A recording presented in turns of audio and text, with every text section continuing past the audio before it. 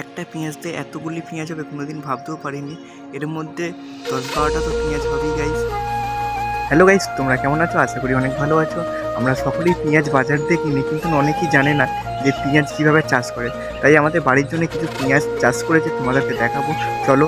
আর একটা পেঁয়াজ দিয়ে কটা পেঁয়াজ হয় এই দেখো বন্ধুরা, এই সেই পেঁয়াজ গাছগুলো যেগুলোতে আমার বাপি একটা একটা করে চারা লাগিয়েছিল। আজ একটা একটা চারাগুলোর গোড়া দিয়ে কতগুলো করে পেঁয়াজ বেরিয়েছে তা আমরা তোমাদেরকে দেখাই।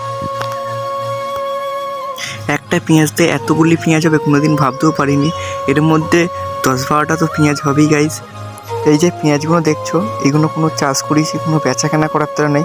এগুলো আমাদের বাড়িতে খাবার তরে চাষ করেছে, সেই জন্যই তোমাদেরকে দেখাচ্ছি। তো পেঁয়াজগুলো তোমাদের কেমন লাগছে অবশ্যই বলবে কমেন্ট করে।